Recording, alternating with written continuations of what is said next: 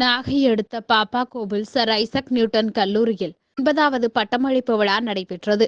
கல்வி குழுமங்களின் செயலாளர் மகேஸ்வரன் தொடங்கி வைத்த நிகழ்வில் கல்வி குழுமங்களின் தலைவர் ஆனந்த் தலைமை வகித்தார். சிறப்பு விருந்தினரை கல்வி குழுமங்களின் இயக்குனர் சங்கர் அறிமுகம் செய்தார். சிறப்பு விருந்தினராக பாரதிதாசன் பல்கலைக்கழக ஆட்சி மன்ற குழு உறுப்பினரும் வல்லம் அடைக்கலம் மாதா கல்லூரியின் முதல்வருமான சுமதி கலந்து கொண்டு மாணவர்களுக்கு பதக்கங்களையும் பட்டங்களையும் வழங்கினார்.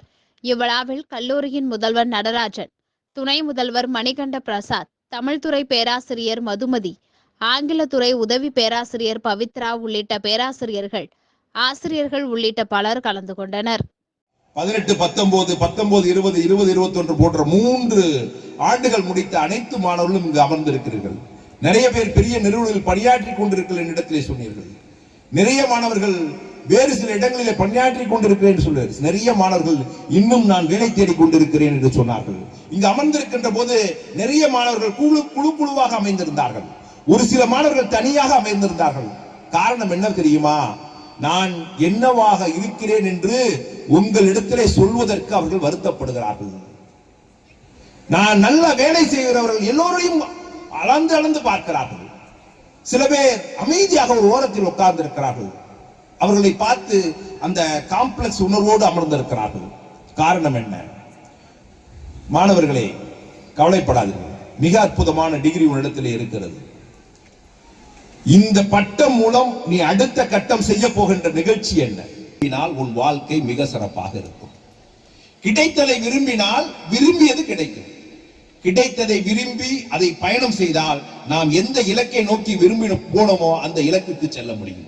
ஆதலால் மாணவர்களே, அருமையான காலம். இந்த காலங்கள் ஒவ்வொரு காலமும் நிறைய கேள்விகள் துளைத்த காலம். இந்த காலங்களில் அவமானங்களை தாண்டி அவச்சொற்களை தாண்டி பயணம் செய்ய வேண்டிய மிக அற்புதமான காலம்.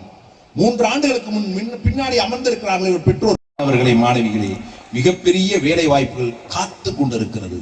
அந்த வேலை வாய்ப்பை நாம் அந்த வேலை வாய்ப்புக்கு தகுதியான ஆக்கிக் கொள்ள வேண்டும்.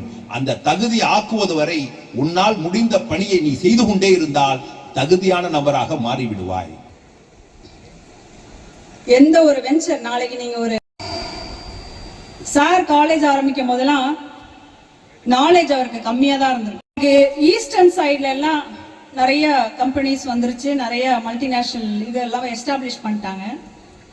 But they were not able to establish themselves in Africa. So they are sending a team of people there. அங்க போய் அந்த டீம் வந்து அந்த மார்க்கெட் பொட்டன்ஷியலை ஐடென்டிஃபை பண்ணிட்டு வரணும். ஸோ அந்த மார்க்கெட் பொட்டன்ஷியலை போய் ஐடென்டிஃபை பண்ணிட்டு வர்றதுக்கு அந்த டீம் போறாங்க. அங்க போய் பார்த்தீங்கன்னா வெரி டவுன் ட்ராடன், பின்தங்கிய மக்களா இருக்காங்க. அவங்க காலில் வந்து செருப்புங்கிற விஷயமே அவங்களுக்கு என்னன்னே தெரியாது. காலில் செருப்பு போட்டு நடக்கணுமா அப்படின்னா என்ன, செருப்புனா என்ன, ஷூனா என்னன்னு கேட்குற அளவுக்கு பின்தங்கிய ஒரு நாட்டில் உள்ள மக்கள். இதுல அந்த மார்க்கெட் பொட்டன்ஷியல் என்ன இருக்கா என்னங்க? சரி, மார்க்கெட் பொட்டன்ஷியல் இல்லை அப்படின்னு அந்த டீம்ஸ் வந்துட்டாங்க. வந்து கம்பெனியில சொல்றாங்க. திருப்பி கொஞ்ச நாள் கழிச்சு மறுபடியும் இன்னொரு டீம் அனுப்புறாங்க.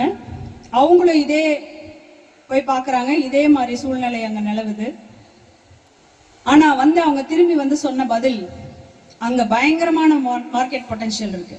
we have numerous market potential for shoes. ஏன் அப்படி? ஷூவே அவங்களுக்கு போடலைங்க. ஷூனாலே என்னன்னு தெரியாது. அவங்களுக்கு தான் ஷூ பத்தின இம்பார்ட்டன்ஸ். ஷூ போட்டா நீ காலில் உனக்கு முள்ளு குத்தாது, வயல்ல போய் வேலை செய்யலாம் எவ்வளவு நேரம் வேணாலும், காட்டுல போய் வேலை செய்யலாம் நீ எவ்வளவு நாளும், அப்படிங்கிறத வலியுறுத்தி அந்த ஷூவை விற்க முடியும். That is called attitude. First போனவனுக்கு நெகட்டிவ் ஆட்டிடியூட், செகண்டா போனவங்களுக்கு positive attitude.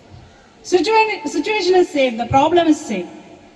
The way you see the problem, that is your attitude. ஞாபக மறதியா இருக்கு. எனக்கு வந்து என்ன பண்ணணும்னு தெரியல, எதை இது பண்ணாலும் நான் மறந்து போயிடுறேன் அப்படிங்கிறார். சரி, ஞாபக மறதியா இருக்கா? சரி, நான் ஒன்று பண்றேங்க, மருந்து தரேன், நீங்க அதை எடுத்துக்கோங்க, ஞாபக மறதி சரியாயிடும். கம்பவுண்டரை கூப்பிடுறாரு. தம்பி இந்த 11ஆம் நம்பர் மருந்து எடுத்துட்டு வா. எடுத்துட்டு வரான் அந்த பையன். எடுத்து வந்த உடனே அது பெட்ரோல் வாயில ஊத்த போறாங்க. வாசனை தெரிஞ்சிரும் இல்லையா? ஐயோ பெட்ரோல் இது அப்படிங்கிறாரு. அப்ப இது பெட்ரோல் உனக்கு ஞாபகம் இருக்குல்ல, வியாதி சரியா போயிடுச்சு, 500 ரூபா ஃபீஸ் கொடுங்கிறாரு. இவனை நம்ம ஏமாத்திட்டோமே, மறுபடியும் நம்ம தான் ஏமாந்து போயிட்டோன்ட்டு அடுத்த நாள் போறாரு. ஐயா டாக்டர் எனக்கு கண்ணு தெரியல, சுத்தமா கண்ணு தெரிய மாட்டேங்குது, என்ன பண்றதுன்னு தெரியல அப்படிங்கிறார். கண்ணு தெரியாது, தூங்குறவனை எழுப்பிடலாம், ஆனா தூங்குறாம நடிக்கிறவனை எழுப்ப முடியாது. அதனால இவனை ஏதாவது ஒரு டிஃப்ரெண்ட் ட்ரீட்மெண்ட் தான் பண்ணணும்னு சொல்லிட்டு இந்த டாக்டர் என்ன செய்யறார், சரிங்க சார் உங்க கண்ணு தெரியாத விஷயத்த நான் ஒன்றும் பண்ண முடியாது, நான் பணத்தை திருப்பி கொடுத்துட்றேன், நான் சொன்ன மாதிரி 500 ரூபாவா 1000 ரூபாவா கொடுத்துட்றேன்ட்டு 2 100 ரூபா நோட்டை எடுத்து கொடுக்குறாரு. என்ன பண்ணுவார் அவரு?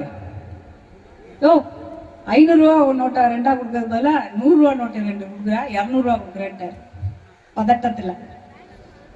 இப்ப என்ன ஆயிடுச்சு, அட கண்ணு நல்லா தெரிஞ்சிருச்சு, குணமாக்கிட்டேன், கொண்டாங்க 500 ரூபா ஃபீஸ்ன்னு வாங்கிட்டேன் டாக்டர். நம்மளோட தொழில்ல நம்ம சரியா போயிட்டு இருந்தோம்னா நமக்கு வெற்றி.